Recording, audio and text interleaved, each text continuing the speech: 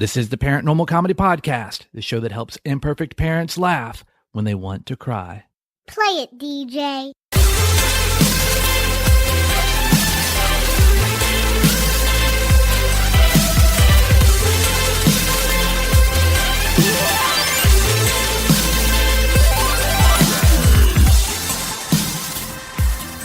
Welcome to the ParentNormal Comedy Podcast. I'm Chris Cate, and this is the first of 3 episodes in which I'll be counting down the very best parenting fails that have been shared on the podcast so far.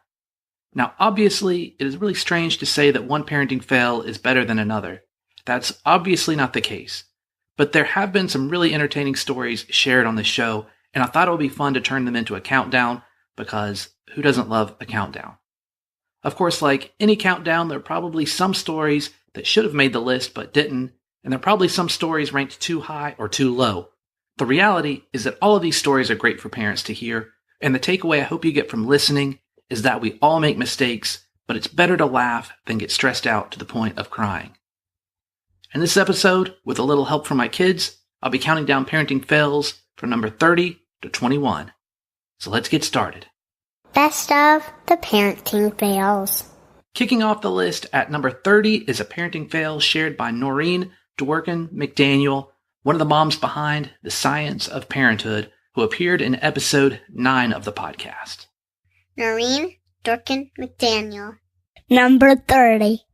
My girlfriend and I, this other little boy's mom, we had taken the kids to an indoor bounce house. So the little boy goes down the big slide of the bounce house, and I'm like, oh, okay, well, he did it, so, Fletcher can do it too. And he went down once, fine.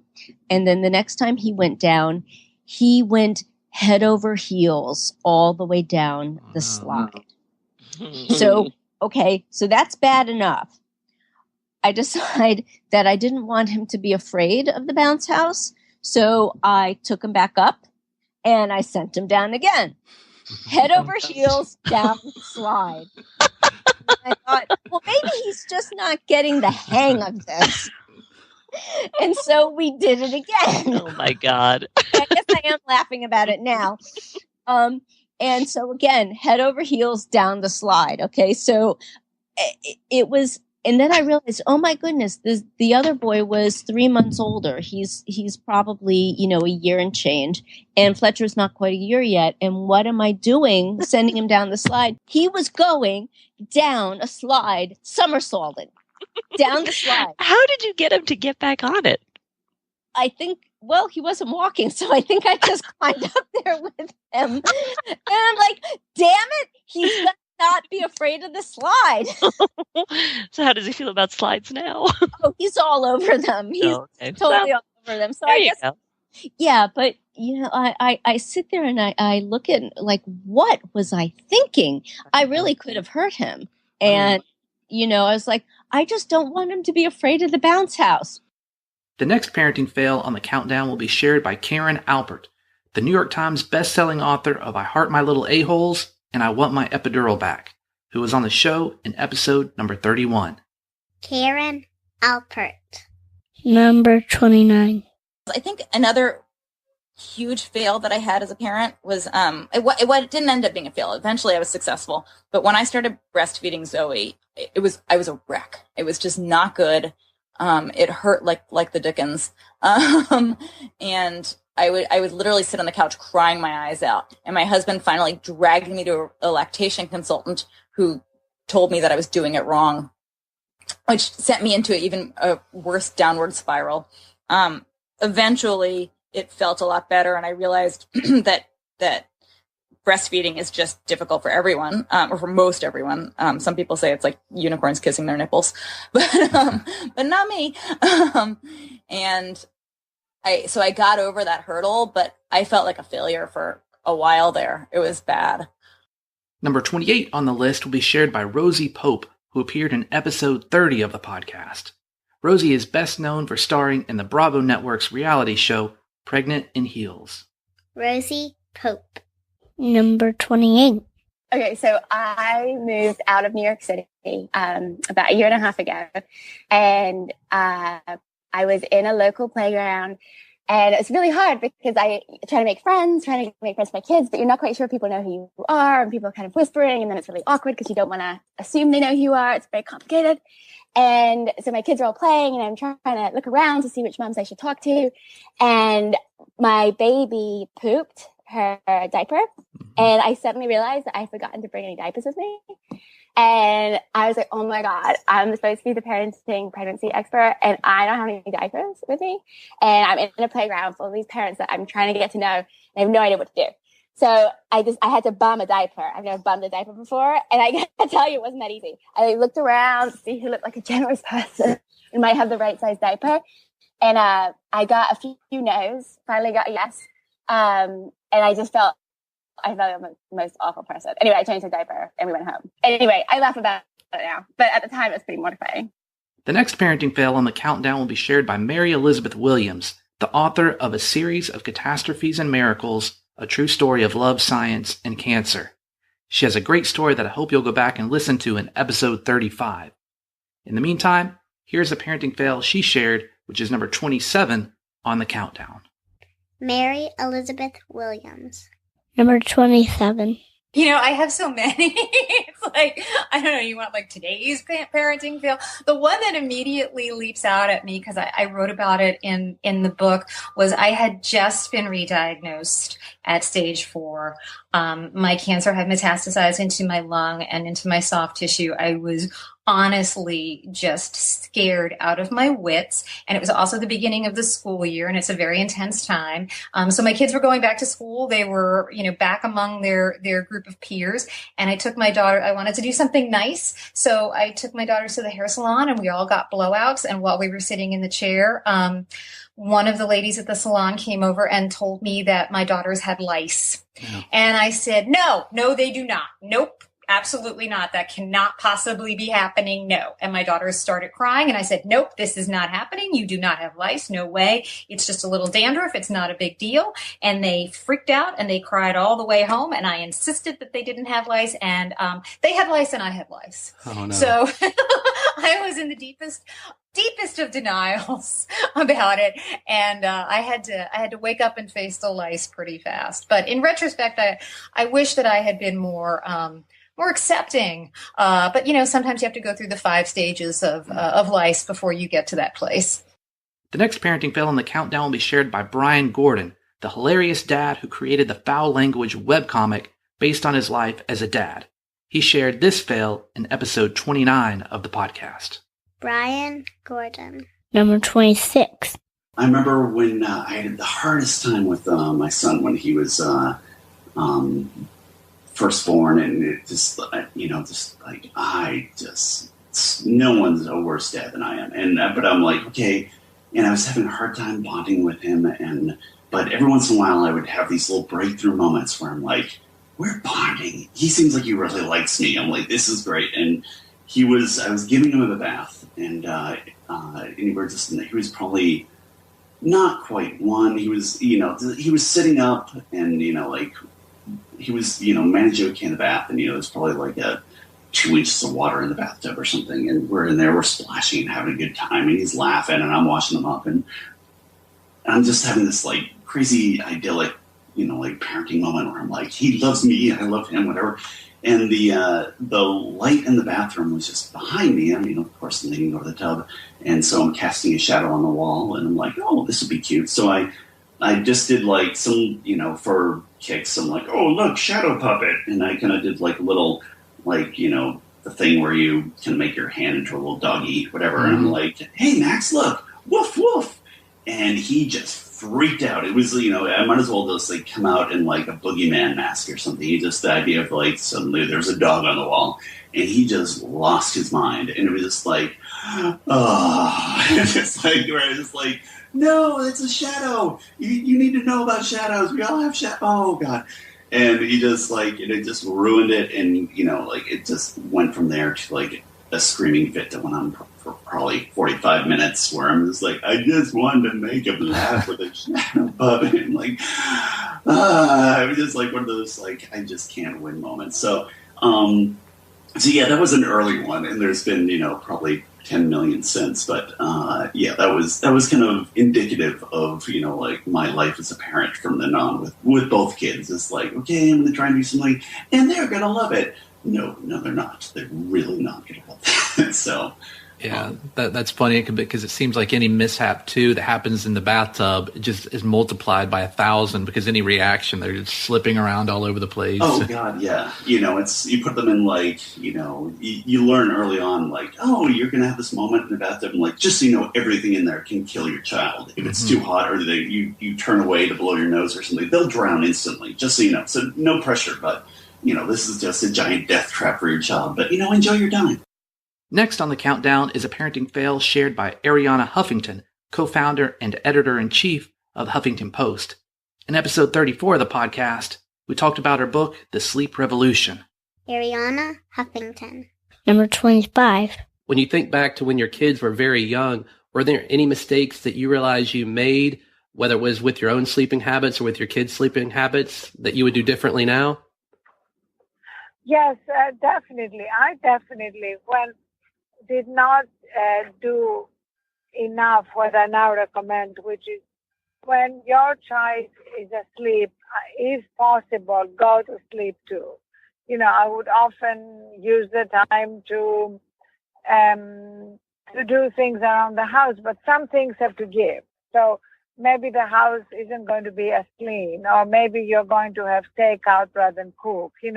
Just see where are the choices you can make in order to get enough sleep, because sleep deprivation is linked with so many mental health issues too, including postpartum depression, anxiety, and all sorts of things which make you much less happy, healthy, and not as good a parent. The next parenting fail will be shared by Asha Dornfest, author of Parent Hacks, who was interviewed in episode 56 of the podcast. Asha Dornfest. Number 24. Oh, there's so many parenting fails I could share. Really? Boy. Well, the most graphic one happened when my son was a baby, and that's when I was trying to hold him and 3 grocery bags and open the front door at the same time. That was a bad idea. And I, of course, didn't drop any of the groceries, but I did drop him. Oh, no. I think it was the first real just sort of moment of panic as a new parent, where, I made a really stupid mistake and it was like, I just dropped my baby. He was fine, but I will say that we've gotten a lot of comedy out of that over the years. So whenever he does something ridiculous, we just blame it on the fact that he was dropped on his head.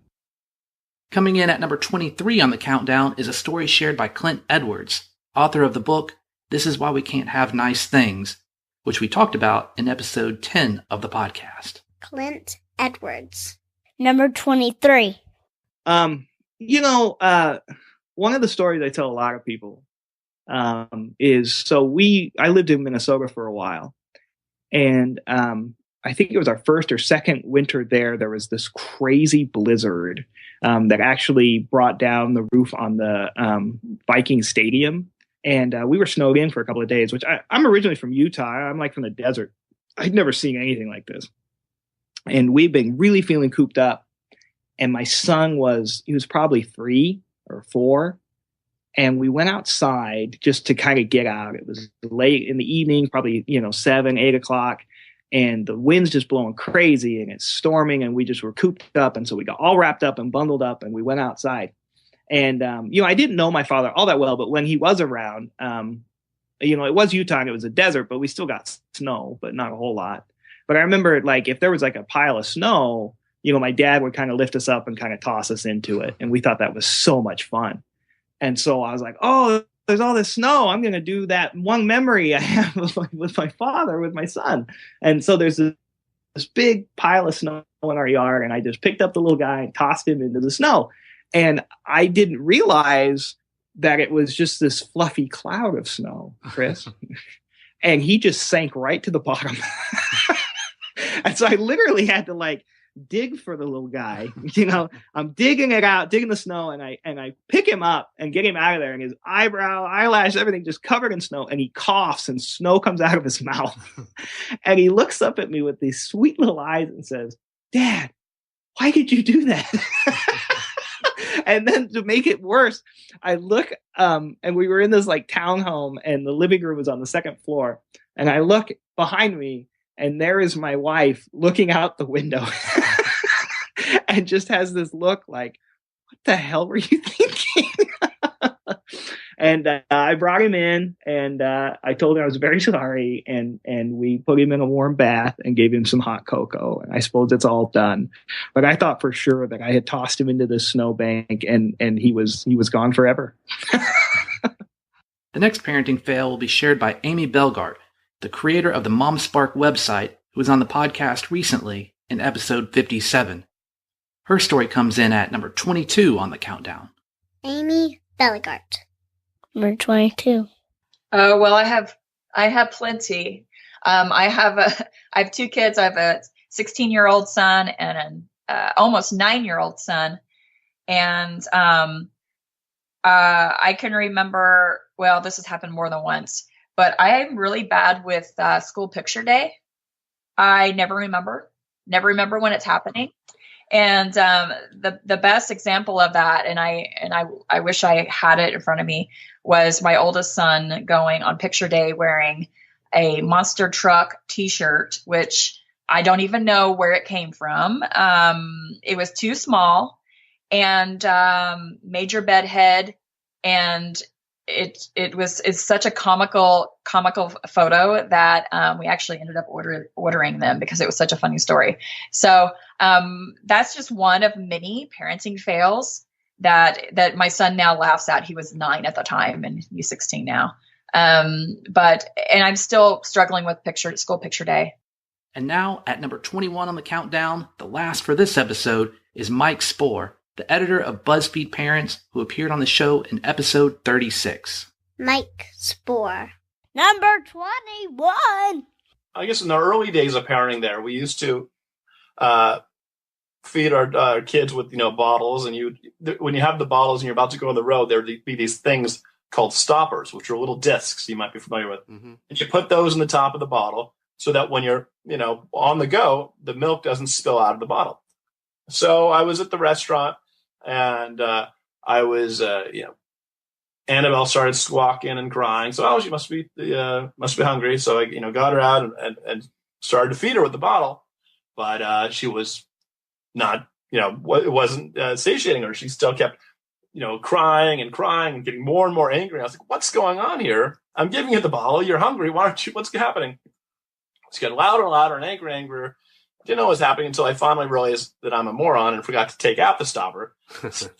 So I opened up the bottle, took out the stopper, and gave her back the bottle. And of course, then milk was actually coming out, and she was happy.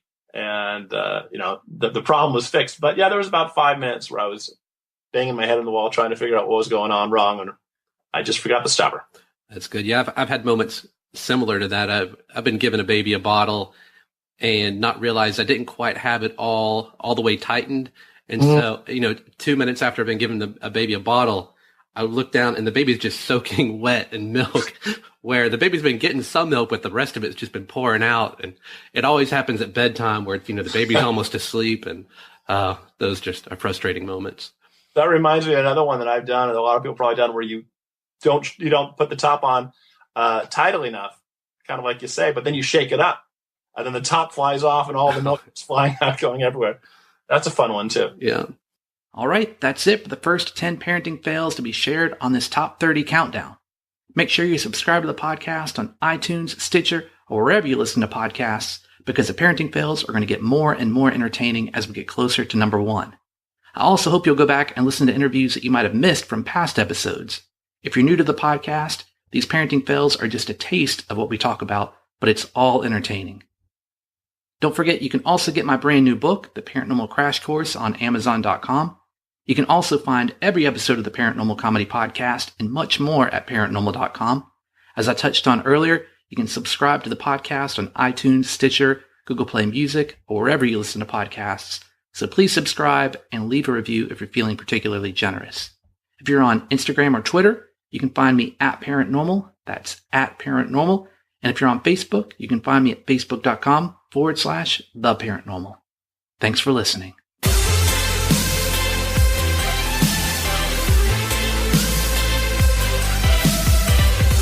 Thanks for listening. Bye-bye. Say, thanks for listening. I can't really do it. Yeah, you can. Just say thanks for listening. Thanks for listening.